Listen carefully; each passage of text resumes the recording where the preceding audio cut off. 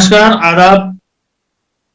आज हमारे कार्यक्रम आज की बातचीत में हमारे साथ जुड़े हैं राकेश त्रिपाठी जी, जो कि भारतीय जनता पार्टी उत्तर प्रदेश के प्रवक्ता हैं, यूथ लीडर हैं और आपने अक्सर इनको नेशनल टीवी चैनल्स में देखा होगा। मैं स्वागत करता हूं न्यू इंडिया नेशन की तरफ से श्री राकेश त्रिपाठी जी। और सबसे पहले तो मैं राकेश जी को बधाई देता हूं। गोरखपुर में प्रधानमंत्री जी के एक सफल कार्यक्रम में इनका बहुत बड़ा योगदान रहा और आगे इनके भविष्य की कामनाएं। धन्यवाद। राकेश जी, आज हम बातचीत आपसे करेंगे उत्तर प्रदेश के चुनाव के परिप्रेक्ष्य में। और सबसे पहले मैं ये जानूंगा, कैसा रहा 4.5 साल 5 साल का कार्यकाल? देखिए, 4.5 साल के कार्यकाल को अगर बताने के लिए कोशिश करेंगे तो मुझे लगता है कि ये बातचीत का शायद टाइम स्लॉट बहुत छोटा पड़ जाएगा, क्योंकि इन 4.5 सालों में हमने वो कर दिखाया है जो पिछले 14 सालों में सपा बसपा की सरकारों ने नहीं किया था। मैं आपको अगर सिलसिलेवार तौर पर अगर कुछ मोटी बातें बताऊं तो महत्वपूर्ण तौर पर जब हमने संकल्प पत्र जारी किया था 2017 के चुनाव के पहले, यही समय था, यही मौका था जब हम अपना संकल्प पत्र तैयार कर रहे थे। और संकल्प पत्र तैयार करते समय हमने उत्तर प्रदेश की जनता से फीडबैक लिया था और जनता की जो सबसे बड़ी समस्या समझ में आ रही थी वो समस्या थी उत्तर प्रदेश की कानून व्यवस्था की। और इसीलिए जब हमने संकल्प पत्र जारी किया तो उसमें स्लोगन दिया, पहला संकल्प लिया, ना गुंडा राज ना भ्रष्टाचार, अब की बार भाजपा सरकार। और आज जब हम सरकार का कार्यकाल खत्म होने जा रहा है, ये कार्यकाल, तब इस कार्यकाल में हम इस बात को बहुत सुकून के साथ कह सकते हैं कि हमने अपने संकल्प को अक्षरशः पूरा करने का काम किया है। जब ना गुंडा राज की बात कर रहे हैं तो उत्तर प्रदेश में एक पैरेलल व्यवस्था चलती थी। हर जिले में किस तरह से कहीं मुख्तार अंसारी का आतंक होता था, कहीं अतीक अहमद का आतंक होता था, कहीं कुंटू सिंह का आतंक होता था, कहीं खान सोहराब का आतंक होता था, कहीं रुस्तम का आतंक होता था, कहीं मुकीम काला का आतंक होता था। अलग अलग जिलों में आपको अलग अलग प्रकार के अपराधी मिलेंगे, कहीं भाटी का आतंक होता था। लेकिन आज उत्तर प्रदेश की योगी आदित्यनाथ सरकार ने बहुत कठोरता के साथ इन माफियाओं के तंत्र को तोड़ने का काम किया है। लगभग 1900 करोड़ की संपत्ति आज हमने धूल घोषित करने का काम किया है। योगी जी का जब बुलडोजर चला है तो ये बुलडोजर केवल माफियाओं की कमर तोड़ने वाला नहीं था, बल्कि लोगों के अंदर भरोसा जताने वाला था, विश्वास बढ़ाने वाला था कि अब उत्तर प्रदेश में एक ऐसी सरकार है जो जाति के मजहब के परे हट करके, अपराधी की हम जाति और मजहब नहीं देखते हैं, आज अपराधी ने अपराध किस प्रकृति का किया है उसके आधार पर पूरी कठोरता से कार्रवाई कर रहे हैं। लगभग 150 ऐसे खूंखार अपराधी हैं जिनको आज एनकाउंटर में उत्तर प्रदेश की पुलिस ने मार गिराया है। वरना उत्तर प्रदेश में एक लगभग लंबे समय से सगल हो गया था कि अपराधी खाकी से डरना बंद कर चुके थे, खाकी के ऊपर गोली चलाते थे निर्द्वंद होकर के, और खाकी अपराधियों से डरने लगी थी। लेकिन यही खाकी है आज जब उसको सत्ता की ओर से पूरी तरह से उसके हाथ खोल दिए गए तो इसी खाकी ने आज अपनी मर्यादा, अपनी गरिमा को पुनर्स्थापित करने का काम किया है, अपराधियों में भय बैठाने का काम किया। और दूसरा, जो हमने भ्रष्टाचार को लेकर के कहा कि हमने ई टेंडरिंग की व्यवस्था, ई फाइलिंग की व्यवस्था, वेब पोर्टल से खरीदारी करके, वरना उत्तर प्रदेश में खनन में किस तरह के घोटाले होते थे, खाद्यान्न में किस तरह के घोटाले होते थे, सरकार की कोई ऐसी स्कीम नहीं थी जो घपले घोटाले से पूरी तरह से बस्त्र हो गई हो। लेकिन आज उत्तर प्रदेश ने एक ऐसा मॉडल खड़ा किया है जहां ईज ऑफ डूइंग बिजनेस में उत्तर प्रदेश आज दूसरे नंबर तक पहुंच गया है। आज उत्तर प्रदेश का योगदान भारत की जीडीपी में दूसरे नंबर तक पहुंचा है। उत्तर प्रदेश की जो पहचान थी बीमारू राज्य की, गरीब राज्य की, एक ऐसा राज्य जहां पर बेरोजगारी थी, एक ऐसा राज्य जहां से पलायन होता था, आज वो राज्य पूरी तरह से महफूज हुआ है। उस राज्य में आज बिजली, सड़क, पानी के मुद्दे पर काफी कुछ काम हुआ है। आप एक एक करके अगर हमसे बिंदुवार चर्चा करेंगे, मैं बिंदुवार जवाब दूंगा कि बिजली के मसले में कैसे परिवर्तन उत्तर प्रदेश की योगी सरकार लेकर आई है, सड़क में हमने क्या बदलाव किया है, कैसे उत्तर प्रदेश एक्सप्रेस वे का प्रदेश बना है, कैसे उत्तर प्रदेश में आज 5 इंटरनेशनल एयरपोर्ट बने हैं, यूपी की छवि कैसे बदली है। मुझे लगता है ये एक लंबी चर्चा का विषय है, लेकिन उत्तर प्रदेश की जनता महसूस कर रही है कि भाजपा ने जो संकल्प लिया था, जो कहा था, आज वो हमने करके दिखाया है।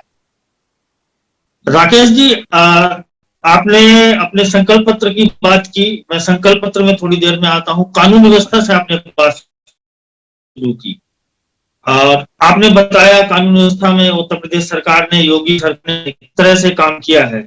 इतना होने के बाद भी हाथरस हो जाता है, उसके बाद गोरखपुर का मनीष गुप्ता कांड हो जाता है, या प्रयागराज में जो दलितों की हत्या हुई वो हो जाता है, तो आपको क्या लगता है कहीं चूक रह गई?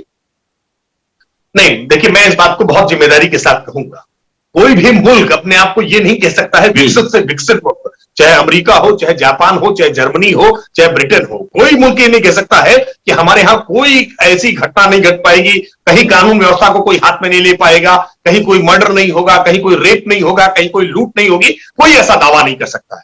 लेकिन इंपॉर्टेंट ये होता है कि कहीं कोई आपराधिक घटना घटती है, आपराधिक घटना घटने के बाद शासन प्रशासन का रुख क्या है? क्या शासन प्रशासन उसको सीआरपीसी, जो भारत में हमारे प्रचलित कानून है, सीआरपीसी के तहत हम प्रोविजंस के तहत हम तुरंत कार्रवाई कर रहे हैं या नहीं कर रहे हैं? क्या हम फर्स्ट इंफॉर्मेशन रिपोर्ट दर्ज कर रहे हैं या नहीं कर रहे हैं? क्या एफआईआर दर्ज करने के बाद हम अपराधी की गिरफ्तारी में कोई हिला हवाली तो नहीं कर रहे हैं? क्या हम फॉरेंसिक तरीके से एविडेंस जुटाने का काम कर रहे हैं नहीं कर रहे हैं? हम न्यायपालिका में विचारण ठीक ढंग से करने का काम कर रहे हैं या नहीं कर रहे हैं? इन तमाम पैरामीटर्स के आधार पर किसी भी राज्य की कानून व्यवस्था का आकलन होता है। दुर्भाग्य ये रहा है जो सपा बसपा की सरकारें रही, जब उनमें अपराध की घटनाएं घटती थी तो अपराधियों की जाति और मजहब देख करके उनको संरक्षण दिया जाता था। मैं एक घटना का जिक्र करूंगा, मुझे लगता है वो आई ओपनर घटना है कि कैसे उत्तर प्रदेश में एक कानून व्यवस्था की छोटी सी घटना पूरे उत्तर प्रदेश में, विशेषकर पश्चिमी उत्तर प्रदेश में कई जिलों को महीने तक अशांत कर देती है, सांप्रदायिक दंगे की वजह बनती है। जब मुजफ्फरनगर के कवाल गांव में सचिन और गौरव, ये दोनों जाट बिरादरी के नौजवान थे, जिनकी बहन के साथ छेड़खानी का मसला हुआ और पुलिस ने अगर उसी समय प्रॉपर एक्शन लिया होता, अगर कार्रवाई की होती, तो मुझे लगता है कि इतनी बड़ी संख्या में जो मुजफ्फरनगर में जन की हानि हुई, धन की हानि हुई, लंबे समय तक कर्फ्यू लगाना पड़ा, ये स्थितियां उत्पन्न न हुई होती। बिजनौर और शामली तक आप जो पूरा उत्तर प्रदेश याद करेंगे कि कैसे उत्तर प्रदेश अशांत हो गया था, वो घटनाएं न घटी होती। आज हम इस बात को जिम्मेदारी से कह सकते हैं कि हमने पिछले 4.5 वर्ष से अधिक के शासनकाल में एक भी सांप्रदायिक दंगा नहीं होने दिया। उसका कारण यही था, कहीं भी कोई भी घटना घटी, हमने तुरंत एक्शन लेने का काम किया है। आप जिन घटनाओं का जिक्र कर रहे हैं, चाहे वो हाथरस की घटना हो, चाहे वो गोरखपुर की घटना हो, हर घटना में प्रभावी और ठोस कार्रवाई करके उत्तर प्रदेश की इसी सरकार ने दिखाया है। बार बार जिक्र करते हैं विपक्ष कुलदीप सेंगर का।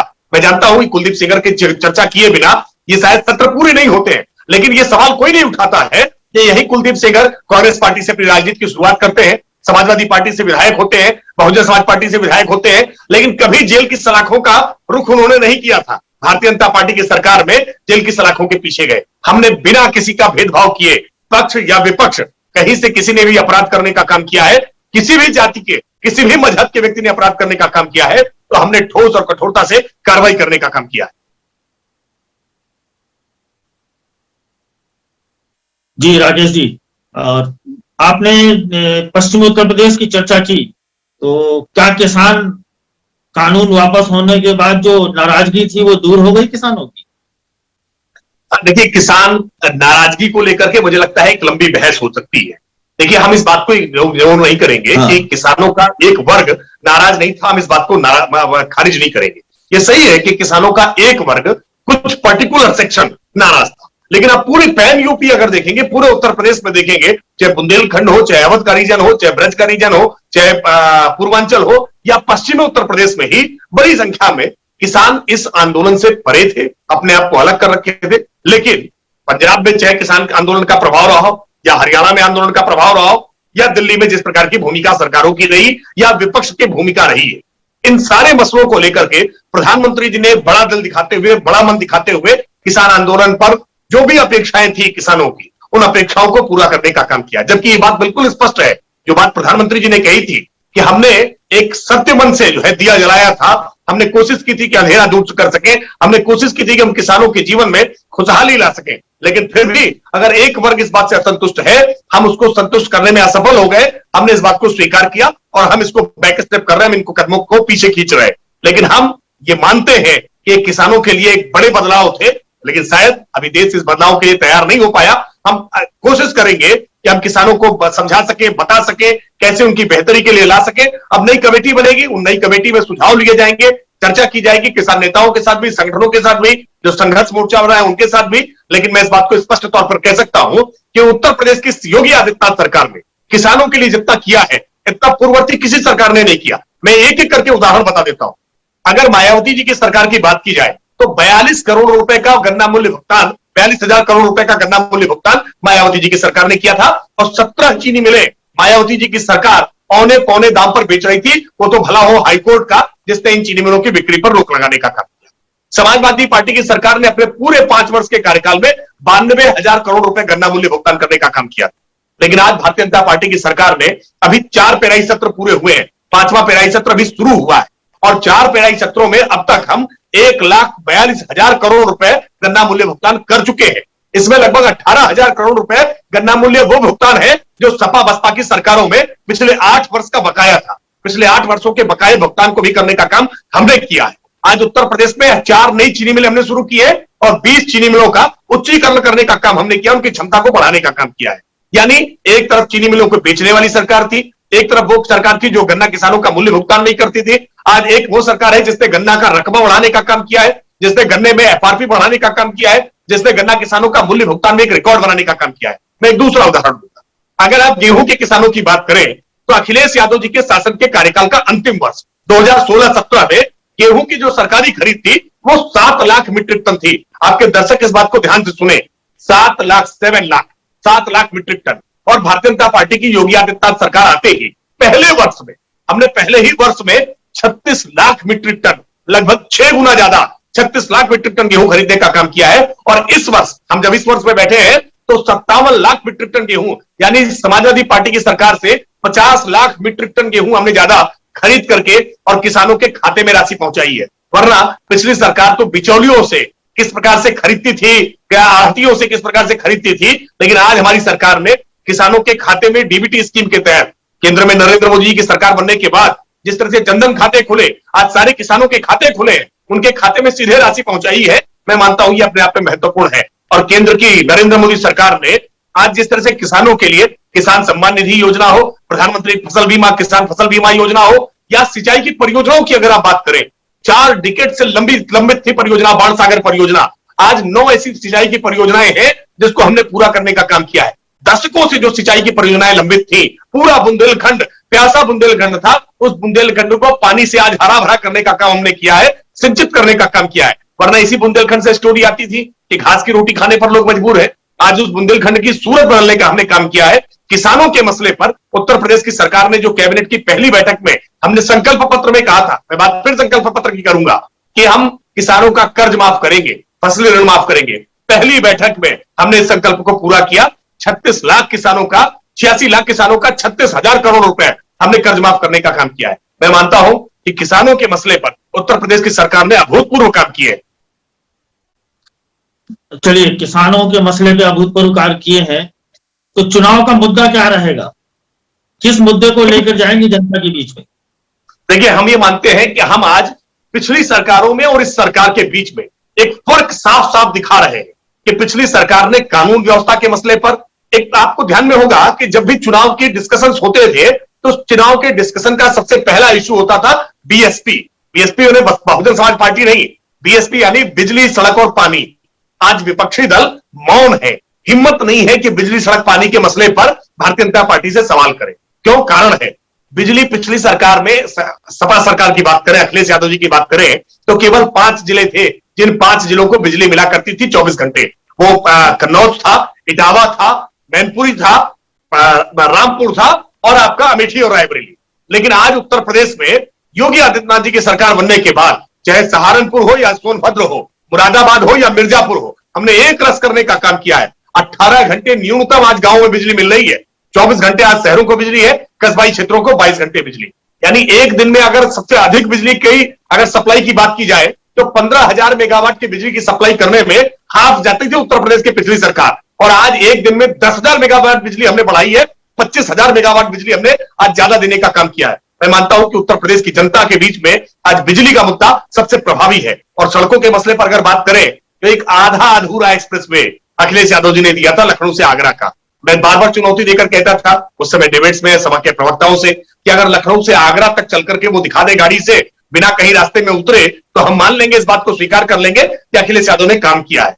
अखिलेश यादव जी का जो एक्सप्रेसवे बना था वो केवल सिकोहाबाद तक जाता था, यानी फिरोजाबाद आगे पूरा आगरा तक वो हिस्सा छूट जाता था। लगभग 80-90 किलोमीटर का पैच तैयार नहीं था। लेकिन आज भारतीय जनता पार्टी ने जब एक्सप्रेसवे की बात की है तो पूर्वांचल एक्सप्रेसवे हमने आज जनता को लोकार्पित किया है, और स्वयं अखिलेश यादव जी गाजीपुर से चल करके लखनऊ तक उस एक्सप्रेसवे पर आ गए। सर्टिफिकेट दे दिया उन्होंने कि हाँ, आपका एक्सप्रेसवे बिल्कुल कंप्लीट है, कहीं कोई आधा अधूरा काम नहीं है। और आज बुंदेलखंड एक्सप्रेसवे भी लगभग तैयार है, उसका भी लोकार्पण जल्दी होने वाला है। 5 एक्सप्रेसवे आज उत्तर प्रदेश में हम एक साथ काम कर रहे हैं। यानी स्पीड और स्केल पता चलता है जब हमने कोरोना का सामना किया है लगभग 1.5 वर्षों तक किस प्रकार से विकास के कार्य प्रभावित हुए हैं, ये पूरी दुनिया जानती है।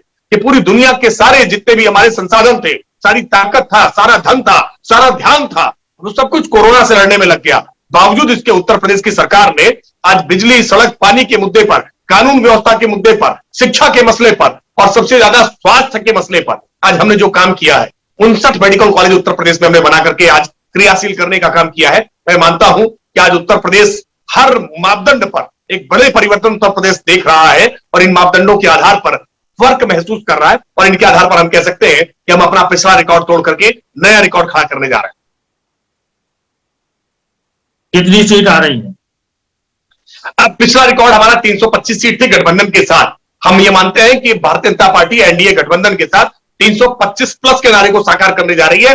हम रिकॉर्ड तोड़ने जा रहे हैं। देखिए, उत्तर प्रदेश में आपको याद होगा कि पिछली सरकारों में कई प्रकार के भ्रम हुआ करते थे। हमने कई भ्रम तोड़े हैं। वरना नोएडा कोई मुख्यमंत्री नहीं जाया करता था कि नोएडा जाएंगे तो कुर्सी चली जाएगी। मायावती जी भी नहीं जाती थी, मुलायम सिंह जी भी नहीं जाते थे, अखिलेश जी भी नहीं जाते थे। लेकिन योगी आदित्यनाथ जी कई बार नोएडा गए, लेकिन उनकी कुर्सी नहीं गई। हम रिकॉर्ड तोड़ने के लिए आए हैं। हम तमाम प्रकार के भ्रम तोड़ने के लिए आए हैं। और उत्तर प्रदेश में पिछले 30 वर्षों में कोई भी सरकार रिपीट नहीं होती है, लेकिन यह भी रिकॉर्ड टूटेगा और पिछले रिकॉर्ड से बड़ा रिकॉर्ड खड़ा करेंगे। हम 325 से ज्यादा सीटें ला करके उत्तर प्रदेश में एक फिर स्थायी सरकार देने वाले। जी, तो चुनाव आप विकास के मुद्दे पे लड़ेंगे और सड़कें बिल्कुल क्या राकेश त्रिपाठी? इसमें कोई दो राय नहीं है। भारतीय जनता पार्टी का मसला विकास है। हम विकास के मुद्दे पर लड़ रहे हैं और विपक्ष विकास दुबे के मसले पर लड़ रहा है। यह बड़ा दुर्भाग्यपूर्ण है। हम जब विकास की बात करते हैं तो विपक्ष के सपा, बसपा, कांग्रेस के लोग विकास दुबे का नाम लेने लगते हैं। यही मॉडल था उनका विकास दुबे का और हमारा मॉडल विकास का है। हम विकास के साथ लड़ेंगे, विकास के मुद्दे पर लड़ेंगे और हम उम्मीद करेंगे कि उत्तर प्रदेश की जनता जाति से, मजहब से, ध्रुवीकरण से, क्षेत्रीयता के भाव से ऊपर उठ करके राष्ट्र को मजबूत करने के लिए, उत्तर प्रदेश के मुस्तकबिल को ठीक करने के लिए उत्तर प्रदेश में योगी आदित्यनाथ जी की दोबारा वापसी करेगी, क्योंकि योगी यूपी के लिए उपयोगी है। ये बात सबने मान ली है। योगी यूपी के लिए उपयोगी है, तो आपके विजन में, भारतीय जनता पार्टी के विजन में उत्तर प्रदेश का अल्पसंख्यक वर्ग और मैं बहुत स्पष्टता के साथ कहूं मुसलमान वर्ग आपके विजन में कहां फिट होता है? देखिए, मैं एक बात कहूं, वास्तविकता में यह सच्चाई रही है कि पिछली सरकारों में सपा, बसपा, कांग्रेस ने लगातार एक भ्रम फैलाने का काम किया, लगातार मुसलमानों को डराने का काम किया। और ये डराते इसलिए थे भाजपा से कि भाजपा के खिलाफ एक डर का वातावरण खड़ा करो, एक डर का बिजनेस खड़ा करो, तो उसके आधार पर हम गोलबंदी कर लेंगे। मुसलमानों को वोट बैंक बनाने का एक लंबा षड्यंत्र सपा, बसपा और कांग्रेस करती रही है। लेकिन आज भारतीय जनता पार्टी ने इस वोट बैंक पॉलिटिक्स को बड़ा नुकसान पहुंचाया है। हमने आज सबके जनधन खाते खुलवा दिए। हमने कहा वोट बैंक खत्म करो, बैंक खाते खोलो और सबके बैंक में डीबीटी स्कीम के तहत ट्रांसफर करो, पैसे सीधे ट्रांसफर करो ताकि कोई बिचौलिया बीच में ना रहने पाए। आज मैं जब आवास की बात करूं मैं आपसे, देखिए किसी भी व्यक्ति के लिए आवश्यक है कि उसको सबसे पहले भोजन मिले, उसको आवास मिले, उसको स्वास्थ्य मिले, उसको शिक्षा मिले, उसको सुरक्षा मिले। आज हमने आवास के मसले पर बड़ा काम किया है। अगर मैं समाजवादी पार्टी से तुलना करके दिखाऊं तो 17,000 प्रधानमंत्री आवास अखिलेश यादव जी के शासनकाल में स्वीकृत हुए थे, अखिलेश जी जब तक मुख्यमंत्री रहे। योगी आदित्यनाथ जी की सरकार आने के बाद आज 43 लाख हमने आवास, प्रधानमंत्री आवास स्वीकृत करने का काम किया है और इनमें 27% आवास मुसलमानों को मिले हैं, जिसकी कंसर्न आपने अभी व्यक्त की। ये 27% मुसलमानों को देते समय, यानी आबादी से ज्यादा, अगर आबादी मुसलमानों की कही जाए तो 19% के आसपास में बैठती है। कहीं 19% है, कहीं 20% का आकलन लोग करते हैं, लेकिन 27% अगर आवास मुसलमानों को मिलते हैं और हर योजना में, आज किसी भी योजना में हो, आज मुसलमानों की हिस्सेदारी, भागीदारी हमने बढ़ा करके देने का काम किया है। पिछले सरकारों से तुलना करके आप देखेंगे। और मैं फिर एक बात बहुत जिम्मेदारी से कहूंगा, जब मुजफ्फरनगर का दंगा होता है, जब रामपुर में दंगा होता है, बाराबंकी में दंगा होता है, आजमगढ़ में सांप्रदायिक सद्भाव बिगड़ता है, तो घर मुसलमान के भी जलते हैं, हिंदू के भी जलते हैं। नुकसान पक्ष का भी होता है, विपक्ष का भी होता है, इधर का भी होता है, उधर का भी होता है। लेकिन आज जब भाजपा की सरकार ने सांप्रदायिक दंगों को पूरी तरह से रोक दिया है तो इसका लाभ सबको मिला है। व्यवसाय बढ़ा है तो सबका बढ़ा है, शिक्षा का स्तर सुधरा है तो सबके लिए आज शिक्षा का स्तर सुधरा है, निवेश उत्तर प्रदेश में आया है तो इसका लाभ सबको हुआ है। हमने सबका साथ, सबका विकास, सबका विश्वास और सबका प्रयास केवल कहा नहीं है, करके दिखाया। जी, अभी मेरी एक सपा के प्रवक्ता के साथ मेरा एक प्रोग्राम था, मैंने बात की, तो उन्होंने बताया कि संकल्प पत्र में, मैं उसमें फिर से डिटेल में नहीं जाना चाह रहा, बहुत सारी चीजें छूट गई, जो समय भी हमारे पास, समय की एक पाबंदी है। मैं सिर्फ आपसे कुछ चीजें पूछूंगा, सड़कें गड्ढा मुक्त हो गई क्या? देखिए, सड़कों के गड्ढा मुक्ति को लेकर के जो सवाल है, देखिए ये भारतीय जनता पार्टी की सरकार है, जिसने सरकार आने के बाद इसको टास्क के रूप में लिया। हमने डेडलाइन फिक्स की और हमने कहा कि यूपी में हम सड़कों को गड्ढा मुक्ति करने का काम करेंगे। हर वर्ष पीडब्ल्यूडी डिपार्टमेंट का, जो उत्तर प्रदेश का लोक निर्माण विभाग है, इसका 5,000 करोड़ रुपए का एक बजट होता है जो सड़कों की गड्ढा मुक्ति करने के लिए होता है। लेकिन दुर्भाग्य यह रहा कि पिछली सरकारों ने इस मद को डाइवर्ट कर देने का काम किया। सड़कों में गड्ढा मुक्ति नहीं हुई लंबे समय से लगभग 1 लाख किलोमीटर की सड़कें गड्ढा युक्त थी। उत्तर प्रदेश में सरकार आने के बाद हमने 1 लाख किलोमीटर सड़कों का गड्ढा मुक्ति करने का काम किया। और एक बात मैं स्पष्ट तौर पर कहूं, यह गड्ढा मुक्ति का काम अनवरत चलने वाला काम है, क्योंकि सड़कों पर गड्ढे बनते रहेंगे, गड्ढे बनेंगे तो उनको भरने का काम लगातार किया जाना चाहिए। हमारी सरकार ने इस बात को अभियान पूर्वक लेकर के डेडलाइंस तय की है, सड़कों को गड्ढा मुक्त किया है। और हर वर्ष, क्योंकि जब जब बरसात होती है तो बरसात के बाद सड़कों में गड्ढों का पड़ जाना स्वाभाविक होता है, गड्ढों का आ जाना स्वाभाविक होता है। और ऐसी स्थिति में इन गड्ढों को पाटने का काम, गड्ढों को भरने का काम, और जहां पर जीर्ण शीर्ण सड़कें हो गई उन सड़कों के पुनर्निर्माण का काम उत्तर प्रदेश की योगी आदित्यनाथ सरकार ने बहुत बेहतर ढंग से करने का काम किया है। जी, गड्ढा मुक्ति का तो समझ में आता है, ये बात बिल्कुल आपकी सत्य है कि गड्ढा मुक्ति का कार्य निरंतर चलने वाला कार्य है, और आपने बड़ी अच्छी से आपने अपनी बात को रखा। मैं ये जानना चाहूंगा, समाजवादी पार्टी के राष्ट्रीय अध्यक्ष अखिलेश यादव जी और उनकी पार्टी के जो भी नेता हैं, वो बार बार ये कहते हैं कि आपकी सरकार शिलान्यास का शिलान्यास और उद्घाटन का उद्घाटन कर रही है। उनका ये कहना है कि ये जो आपका पूर्वांचल एक्सप्रेस है वे है, ये उनकी सरकार के कैबिनेट में पास किया, 60% से ज्यादा भूमि अधिग्रहण किया, डीपीआर किया। और अभी उनका एक नया आरोप है कि जो इंटरनेशनल हाईवे, इंटरनेशनल कांग्रेस है हाईवेज की, उसके हिसाब से जो सेफ्टी फीचर्स हैं आपके पूर्वांचल एक्सप्रेस में, जैसे कि मेरिडियन, उसकी मीडियन सिर्फ 12 फीट से कम दी हुई है, और उसमें बहुत सारी कमियां बताई, क्योंकि पेट्रोल पंप नहीं है, रास्ते में जो यूटिलिटीज होती हैं वो नहीं है।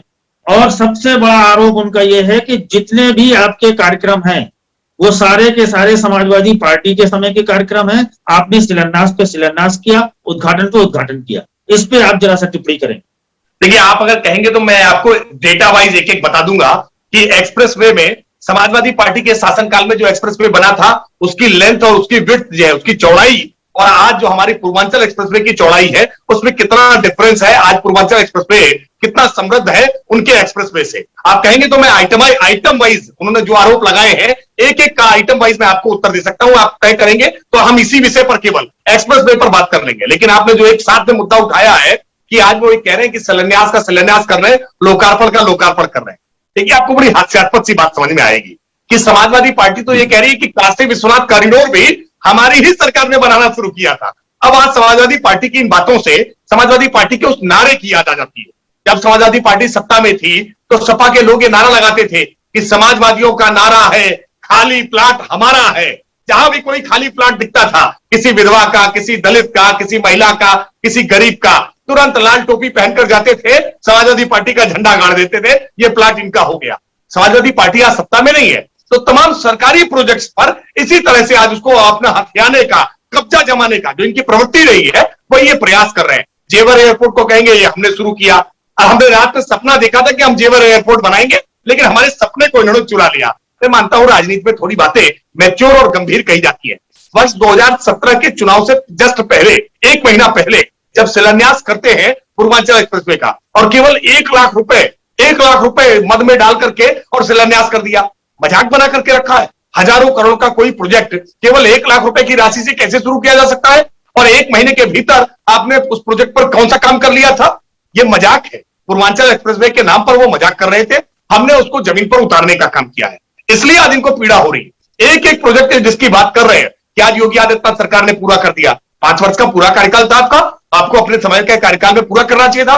आधे अधूरे कामों का आपने लोकार्पण किया था। आप अपने कार्यकाल में ये बात कह रहे थे क्योंकि हमारा काम बोलता है, लेकिन जनता ने काम खारिज कर दिया क्योंकि जनता जान रही थी कि आपके काम आधे अधूरे हैं और हर काम में पर्याप्त मात्रा में आपने भ्रष्टाचार किया है। उत्तर प्रदेश की जनता इस सच को जान रही थी। ये सब दूध का दूध पानी का पानी जनता के बीच में हो जाता है। परगलाने की कोशिश मत करिए, ये काम जमीन पर हुए हैं, जनता के बीच में हुए हैं। तो जनता जानती है कि पूर्वांचल एक्सप्रेसवे जो सुल्तानपुर से होकर गुजरा है, अंबेडकर नगर से होकर गुजरा है, आजमगढ़ से होकर गुजरा है, तो आजमगढ़ के लोग जानते हैं ना कि अखिलेश यादव जी ने कितना बनाया था और भाजपा ने कितना बनाया है, अधिग्रहण किसने किया था, किसकी सरकार ने मुआवजा राशि दी है, ये सब जनता जानती है। इसलिए आप टीवी पर आकर के बाइट दे दीजिए, बयान दे दीजिए, कोई भी दावा कर दीजिए, इन दावों की हकीकत जनता पर रखने का काम करेगी। और जब 2022 के परिणाम आएंगे तो ये परिणाम साफ कर देंगे कि आपके दावे में कितना दम है या हमारे दावे में कितना दम है। चलिए 2022 के परिणाम आएंगे तब जनता सब खुद साबित कर देगी। मैं आपसे ये जानना चाह रहा हूं कि आपकी दृष्टि में उत्तर प्रदेश में कौन सा दल आपसे लड़ता हुआ दिख रहा है? मुख्य विपक्षी दल कौन सा है? किससे लड़ाई है? देखिए, मैं मानता हूं कि आज उत्तर प्रदेश में भारतीय जनता पार्टी जिस तरह से पिछले चुनाव का अगर आप देखेंगे 2019 के चुनाव परिणाम, तो 49% vote sharing Bharatiya Janata party के पक्ष में थी।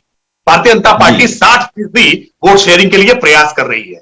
जब 60% वोट हम पा जाएंगे तो फिर सारा विपक्ष आपस में एक दूसरे से लड़ेगा कि कौन विपक्ष नंबर 1 होगा। सपा ये दावा करेगी कि हम विपक्ष नंबर 1 है, बसपा ये दावा करेगी कि हम विपक्ष नंबर 1 है, क्योंकि इन दोनों के अगर वोट परसेंटेज को देखेंगे तो 18% और 19% में ये दोनों दल आपस में एक दूसरे से टकराहट कर रहे हैं। कभी बसपा आगे होती है, 2014 के चुनाव परिणाम देखेंगे तो आपको उसमें जो है बसपा वोट परसेंटेज में आगे दिखेगी।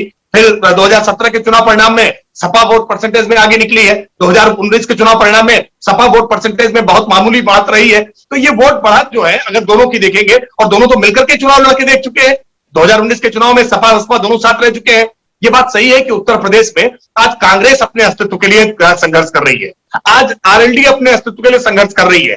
बाकी तमाम छोटे छोटे दल जिनको भारतीय जनता पार्टी, जैसे एक दल जिसको भाजपा ने अपने साथ जोड़ने का काम किया था, तो उनकी पहली बार विधायक जीत के आ गए थे, इस बार उनके विधायक जीत के आएंगे, इस बात में बड़ा संशय खड़ा हो गया है। ऐसी स्थिति में सपा बसपा कांग्रेस ये सारे दल अपने अस्तित्व के लिए लड़ेंगे और भारतीय जनता पार्टी आज फिर 60% मतों के लिए एक बहुत लीड के साथ आगे बढ़ चुकी है। हमें पूरा भरोसा है कि उत्तर प्रदेश में भारतीय जनता पार्टी एक ऐसा रिकॉर्ड खड़ा कर देगी जिस रिकॉर्ड को तोड़ना दीवा स्वप्न होगा सपा के लिए, बसपा के लिए, कांग्रेस के लिए और उत्तर प्रदेश में मौजूदा हर राजनीतिक दल के लिए।